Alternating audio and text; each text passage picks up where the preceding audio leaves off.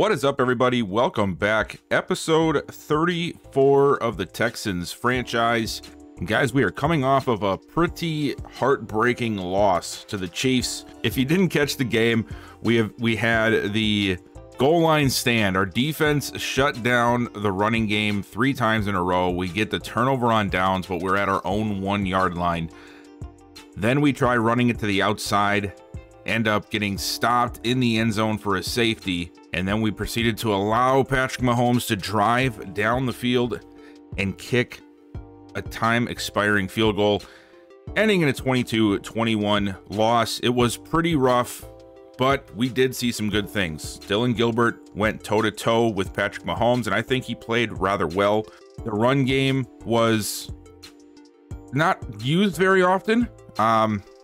I am working on trying to get that fixed a little bit so we can use the running game a little bit more, but overall I think we had a really good game, both sides of the ball. Now today I think what we're going to do is we are actually going to be simming a couple of weeks. I'm sort of aiming for week 4. You guys have mentioned it before that, you know, why don't we just get through a few more games? And you guys are right. Let's try and speed the process up, and I'll just play it by ear. Like, if we are going to stop and watch this game or watch 2 games in a row, it's really going to be based off the situation. Like right now, it's early in the season, nothing's going on. We can sim 2 games and then pick it up in week 4. And then if, you know, depending on the schedule and what things are going on, maybe skip another week, just so that we can try and make sure we're covering enough ground here in this universe of ours. And then we'll also get a chance to take a look at the prospects for the first time. And then, of course, see who is going to be up for contract this year and start making decisions of what it is that we're aiming for by the end of the year. All right, so after the sim, we ended up bouncing back, getting a 3-point win over the Tennessee Titans for our first division game. Looks like Tennessee made a little bit of a comeback there in the 4th, but we were able to hold on. Dylan Gilbert, 171, 1 touchdown, 0 interceptions. Alvin Pierman, look at that, getting a majority of the touches, 22 carries, 87 yards. We ended up keeping Derrick Henry in check, 10 for 42. That is nice to see. Rookie wide receiver Clayton Mayweather ended up going 6 for 91 and 2 touchdowns against us. Darius Slayton, 6 for 76 and a score. Everybody else not really involved that much. Was looking like it was just Darius Slayton out there. And then on defense, we had a couple of sacks. Charles Omenihu gets one, Devin White, Alfonso Redmond, and Braxton McManus. So we really brought some heat, and there was no turnovers throughout the game for either side. Okay, so I went ahead and went through this draft class right before I started recording, and I already have the scouts and everybody set in place. It's really just about placing them now. For the West here, I have wide receiver or corner, because they were the only 2 positions that seemed to really have any substance in the West. You guys know, if you guys play Madden, the West and usually the Central is just horrible. They never have good prospect selection, and the wide receivers have an abundance of selections here, which makes me want to choose them, but we really don't need any wide receivers. So I think we're just going to go with the corners, even though there's less of them. There's a lot of day 3 guys, which I do like, because that's really what I'm aiming for. I don't think we're going to go that early for a corner again, but to have some of the guys here later in the draft for us to know, that'll be nice to see. So we're going to go ahead and we'll place corner for the West. I did end up going wide receiver here for the Central because they had a few decent guys later in the draft, which is what we're looking for. I know they have Cash and Knight in here, but they had Lynch, Felton, and Wiggins of day 3 prospects. And I really want to have some firepower for those as well. And there was a better selection there than there even was for the middle linebacker, which I originally had. And then in the Northeast, this is the one where I am going to be doing the safeties, because they have a good chunk on this side and they have a pretty good chunk on this side as well. I do want to know more about the safeties because this year, Jalen Petre's contract is up. So I'm not 100% sure if we're going to be sticking with him or not. There's opportunities to be had with potentially moving on, especially now that he lost his superstar role. He is 26. And if we ended up finding a safety that we just didn't want to pass on, then I definitely want to explore that avenue. So we're going to go ahead and we're going to scout the safeties in the Northeast. And then in the Southeast, where I think we're going to do another round of corners, just because they have a ton of corners here. As you can see, there is 8 total before it gets to the undrafted guys. And now here's a quick run through of the draft class. So there is quite a few quarterbacks in this draft.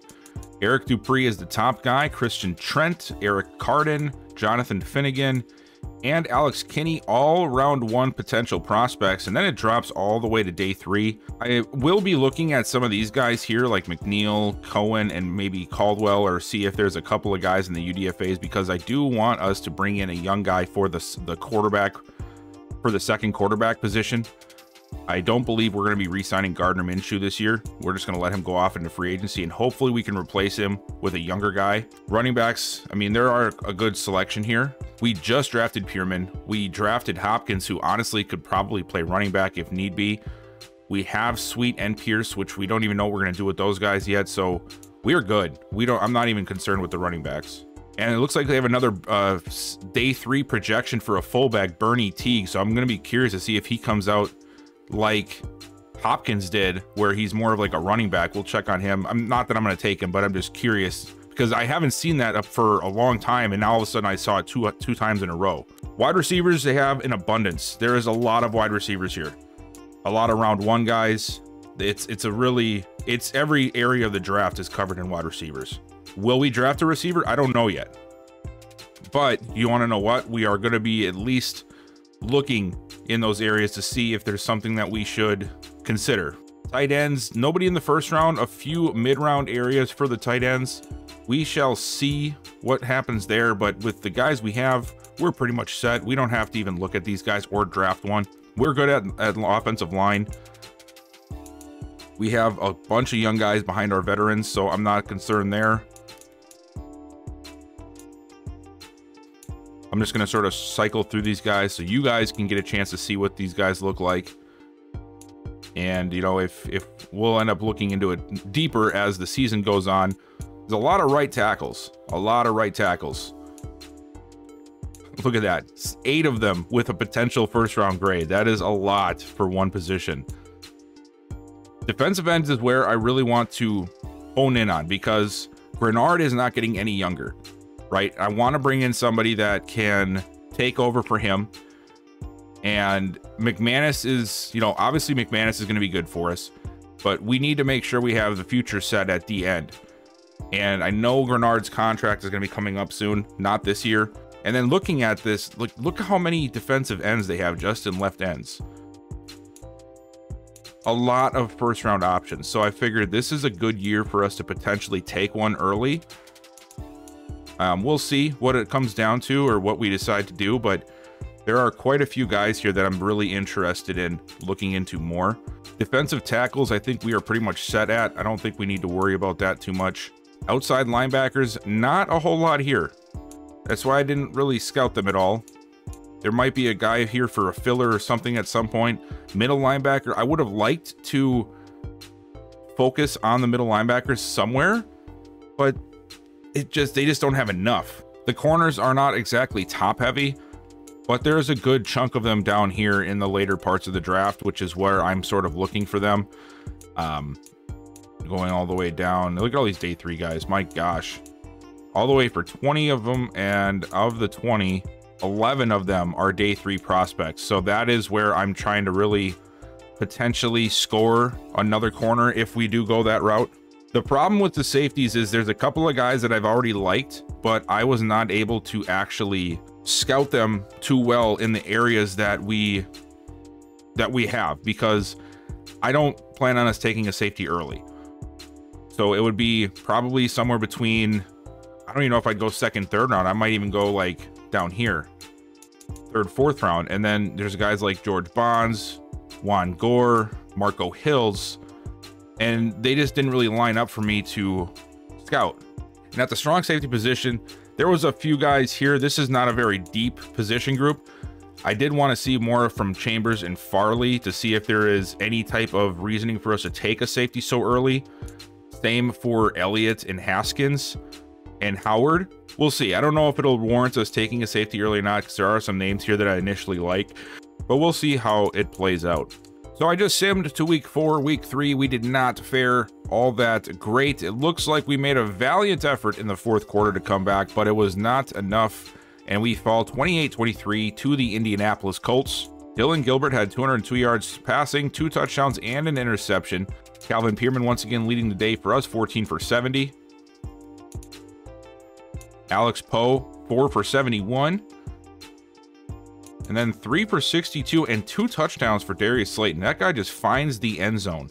Only 1 sack to be had all game long, and it was a dual sack by Charles Omenihu and Jamichael Landry. What an unlikely duo to meet at the quarterback. But we did end up getting an interception. Devin White got his first interception of the season. This week, we're going to be taking on the Tampa Bay Buccaneers, and I think this is a game that we're going to watch. We have not seen these guys yet, and they have a young quarterback that is in charge of things. Let me show you who that is. That is Devin Yankee, third-year quarterback, superstar quarterback, 84 overall field general. Yankee has already been selected to a Pro Bowl and named, he was the Rookie of the Year in his first season. So he's got a pretty good track record, and he is getting much better as the weeks go on. Short accuracy, 94 short, 90 medium, and he's got some pretty good receivers too to throw to. Chris Godwin and Mike Evans still here in Tampa.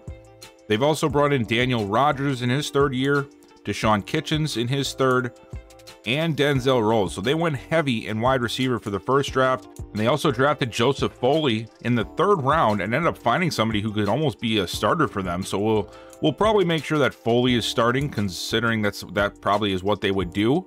And at running back, Cam Akers, the former Ram, is here along with Rashad White, Quincy Dunlap, another rookie. The offensive line is solid up front, but they do not have much in the way of depth. So if right now they're all healthy, which is good, but if one of these guys goes down, they are in for a world of hurt. Jadeveon Clowney's still making it work in his 12th season. Logan Hall, now the starter. I made sure of that. Vita Vea still holding it down in the middle. They also have second-year man Bud Agnew. Their first-round pick this year, Parker Adams, is the current starting linebacker at the outside. They have Anthony Walker, Deion Jones, Michael Walker. They have a lot of middle linebackers here as well. And then they have Joe Tryon-Shoyinka on the outside. At corner, they have a good corner room as well. Carlton Davis, Kenny Moore, former Colt, Avonte Maddox, the former Eagle, and then Brandon Robertson, who was drafted a couple of seasons ago. Now, this is a situation here where we may be seeing a trade happening at some point, because both of these guys, I think, came over in the last season or so. I think Maddox was 2 years ago. Maybe it was both this offseason. I might just have to fix this, because Brandon Robertson would no way be getting buried on the depth chart by all these old dudes. You know what I mean? Like, that's just not realistic. Those are the kind of things that I like having my profile on the team for, because I can go in and I can just fix it. I can get them to a team where they actually need a corner and just fix it, because I don't think that's right. At safety, they have Antoine Winfield Jr. still in tow, and Mike Edwards. We do have some pretty good upgrades as well from the last training, this training, and the game that we simmed, so let's get cracking at those. Derek Stingley Jr., the first one up, and I think this one we need to go... Well, this one I guess we can go either one, so we're gonna go... We'll go slot. I think that'll give us man. Yep, 3 man. Okay, there we go. So now next time we'll focus on zone to get that back up. Then we have Leo Walsh. I'm going to go vertical threat here for him. And he ends up with awareness, ball carrier vision. Okay. Catching traffic, medium, short route, and 1 spectacular catch. Now we have a couple of our depth pieces. Gary Samuel, our first round pick this year. Doesn't seem like a first round pick because it was more of a luxury pick and for a future pick, but either way it works. And we know that from when we drafted him that there was a certain thing that he needed to work on, and that was a lot of his passing. So we're going to go ahead and we are going to just stick it all into passing for now. Get that built up. And we're going to get 1 pass block, 1 pass block finesse. We have Garrison Cunningham.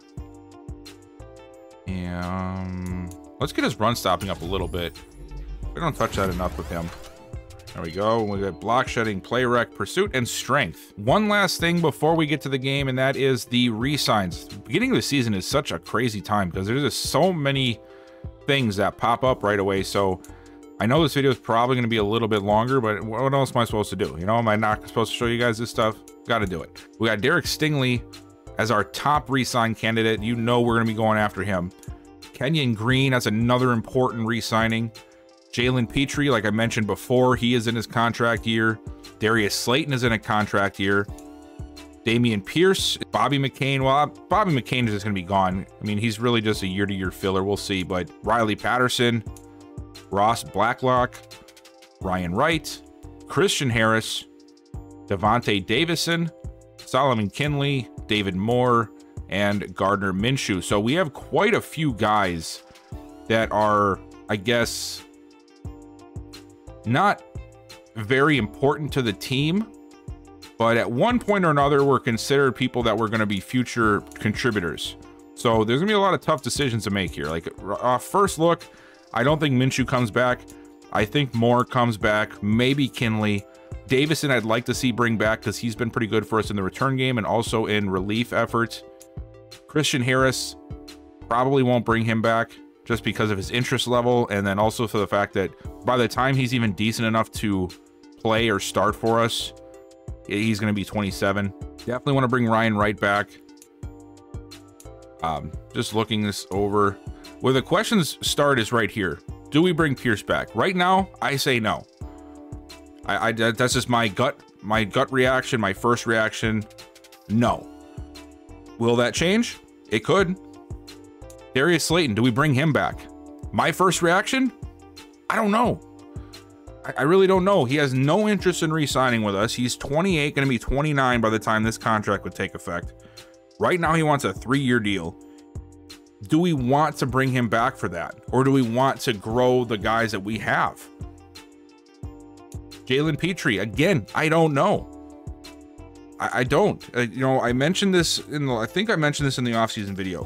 Petrie has been a guy that does his job for the most part, but he just never seems to take that next step. He's just here existing.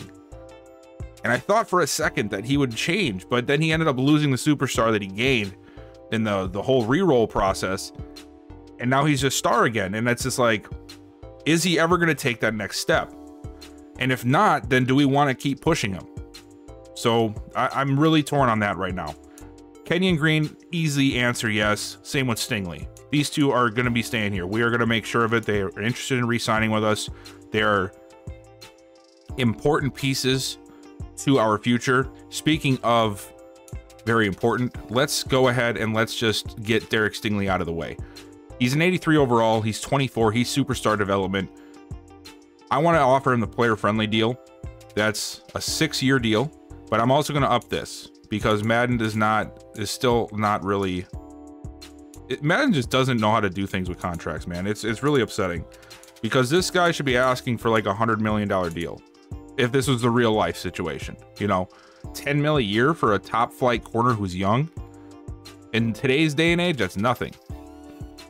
So I'm going to offer him a pretty sizable contract here.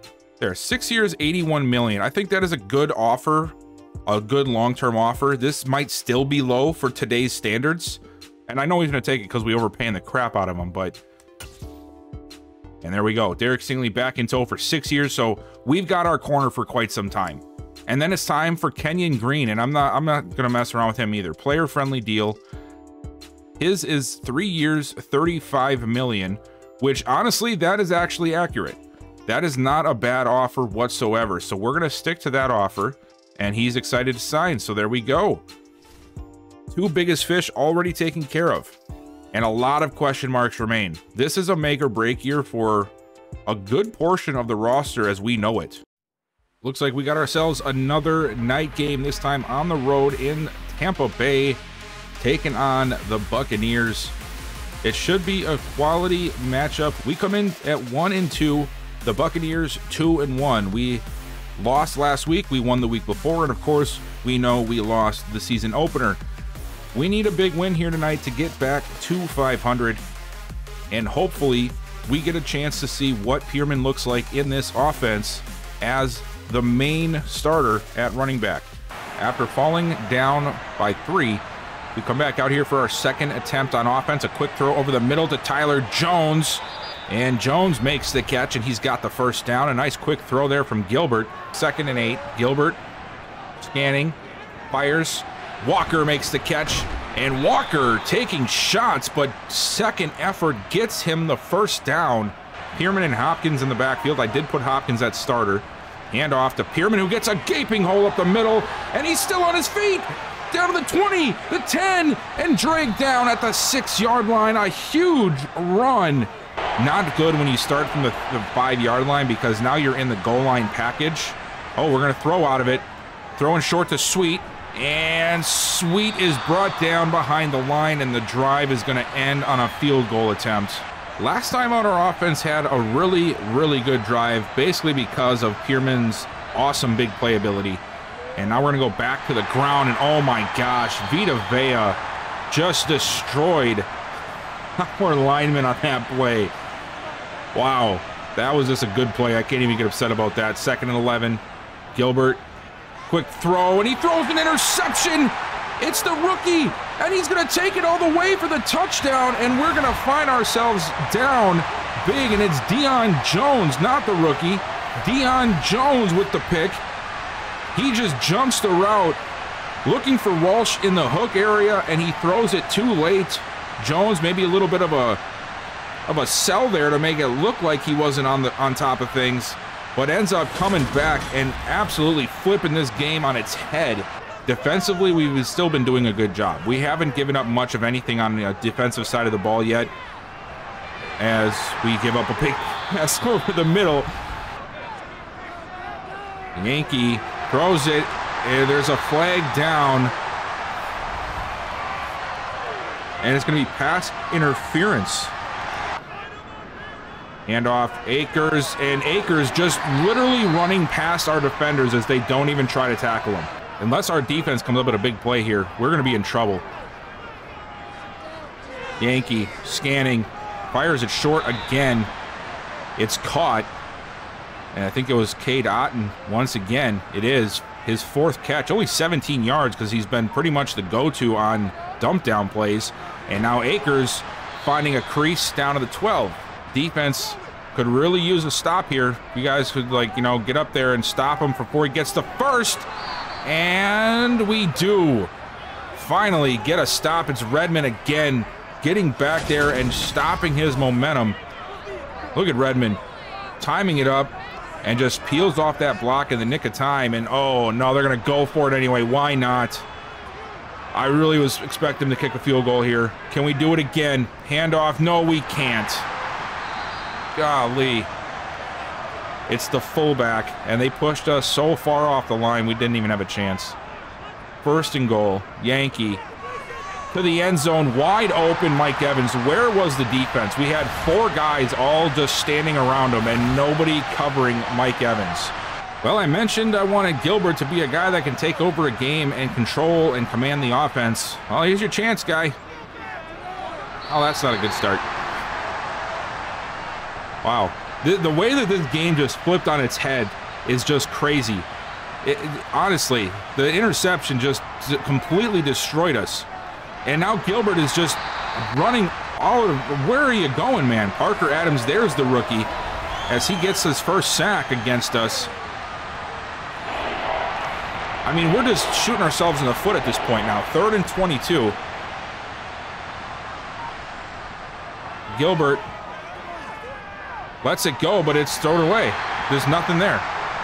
That interception just completely pushed us out of any type of competency at this point. Oh, there we go. A big play for McManus. That's how you get back into a game. This is a prime spot for us to get off the field. We just cannot give up a huge chunk play here.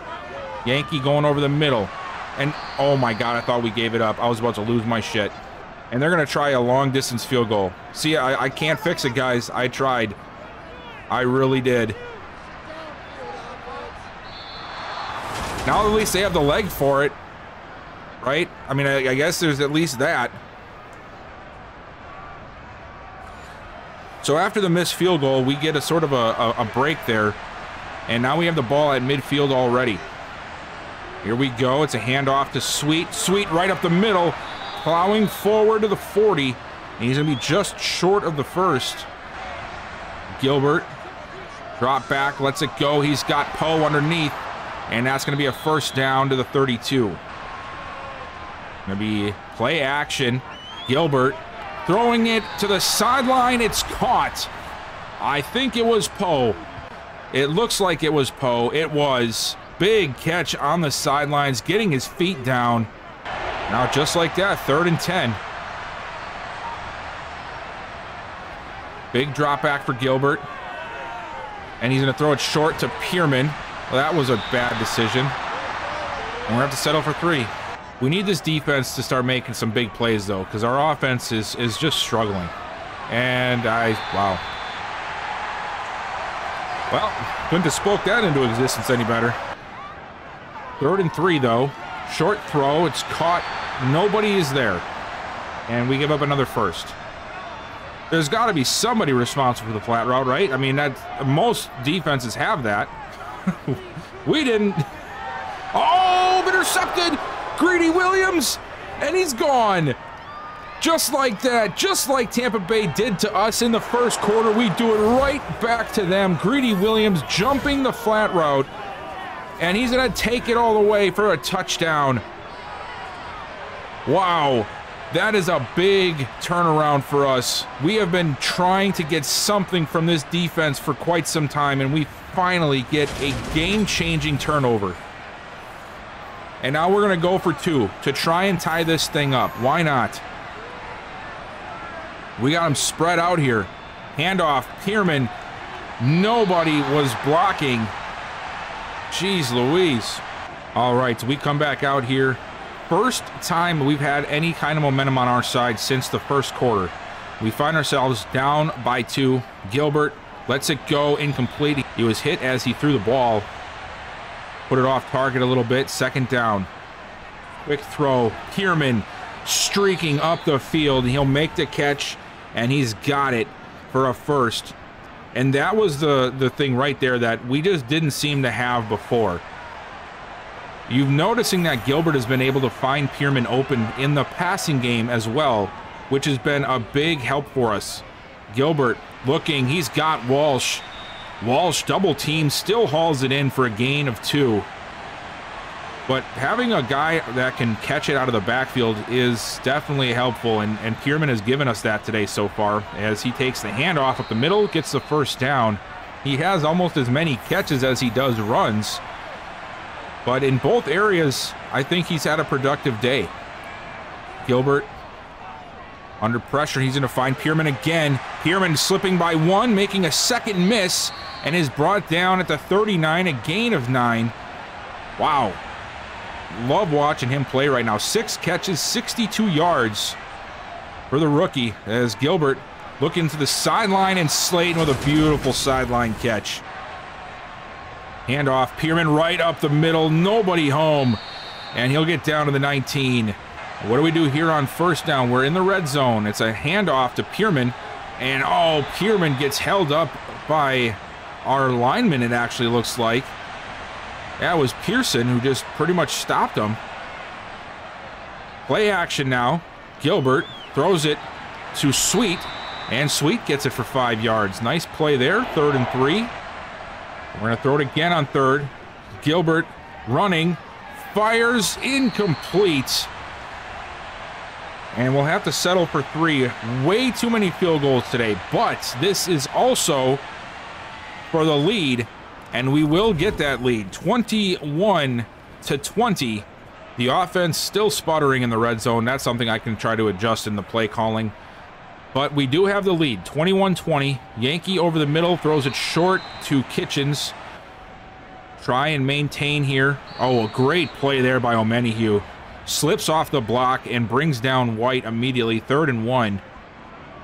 Yankee gonna go to the air, and he finds a man open. And that was Rogers, the other receiver. That was, I think, the 4th receiver on the team. As Yankee over the middle to Godwin. And Godwin gets the first, and this is exactly what I was talking about. We finally got the lead, and now the defense is sputtering. Playing too far off, letting them get underneath, and then not being at home when they do catch the ball underneath. I mean, if you're going to let them catch it underneath, you got to be home to bring them down right away. Otherwise, you might as well just let them beat you, you know? I mean, you're giving up a 2-yard dig route there to Godwin, and there's nobody for 5-6 yards. He turns it into a 12-yard gain. And another throw, another catch. That hitch route has been dangerous against us today, and they do it again. This time it's to Otten, the tight end. And another handoff to White off the right side, and he gets 4, and now Omenihu is down. Oh, come on, man.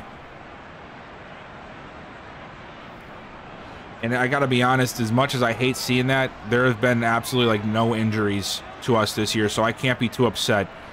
Those are gonna happen. Handoff, Akers, and I think he's got it. Yeah, he does. Dang. Down to the 6-minute mark, Tampa Bay is just running this clock down fully. First down. Handoff. Akers finds a nice lane. Cutting it up inside, he'll get 9. One of the better runs of the day. They have not had much success. This is a good time to find it. It's Yankee again underneath, and again it's caught. It's Rodgers again, second time on this drive. First and goal from the 4. We have got to hold strong here, guys. Come on. No touchdown. Come on. That didn't even give me a play to feel better about that one. Cade Otten for the touchdown. And we're going to fall behind once again. Come on, Gilbert. Do something good. There we go. And then he just immediately gets sacked. Immediately. Like, we just cannot do anything right. Come on, Gilbert. Throw the ball, man. Finally. And he threw it out of bounds. He had Pierman open. He just completely missed him. Oh, wow. And there's Walker to bail us out of trouble. Walker bails Gilbert out because Gilbert almost just threw the whole game away. Not even excited right now. And he misses him again. Gilbert just completely rattled right now. Not able to get many targets to be on target. Walker has to bail us out. And then you dump it down behind the line? That was a horrible decision. Absolutely horrible decision. And my gosh. And now we have to go for it. Here's the game. 4th and 12, 34 seconds left. Gilbert can't figure out how to play quarterback, and we need a 12-yard completion right now. Finally, he gets some. Finally. And we'll use our first timeout, but we need Gilbert to score a touchdown. No more of this failing here. Come on, man. He throws it short again. Dude, throw it to the receivers, man. That's like the 9th catch for the running back. I get it. He's a good player, but you got to push the ball downfield. Come on. 2nd and 7. And again, a dump down. I mean, it's positive yards. And I don't want to complain too much, but like, dude, we can't dink and dunk in a 4th quarter drive, and then you throw an interception. You've got to be kidding me. That wasn't even an open pass. That should have never been thrown. I mean, that just simply should not have been thrown. He's standing there. You see him first. You see the defender before the receiver, and you still throw the ball. We end up falling 28-21 to the Tampa Bay Buccaneers, and it was just a very bad performance for our offense today. Very bad. I'm not really sure where even that came from. I don't know. Maybe it's just the pick 6 early on just threw us through a loop. But Gilbert looked absolutely lost out there.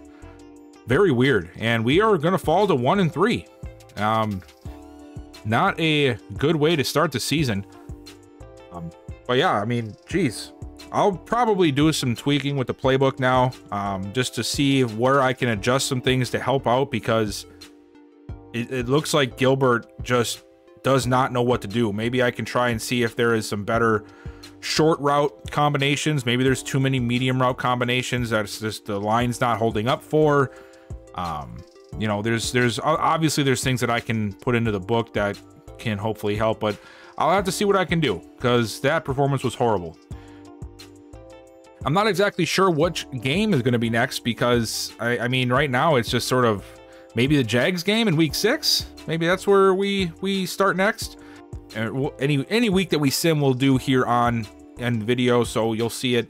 I'm just not sure if I'm feeling the Jags game. We have skipped 2 of our divisional games already, so the Jags might be a good one. But again, we did just see them in the playoffs, so I don't know. We'll see. But as for this video, guys, that is all I have for you. Appreciate you guys so much for watching. Make sure you drop a like, hit that sub button, and also turn the bell notification on so you know when I upload. And I'll see you guys next time.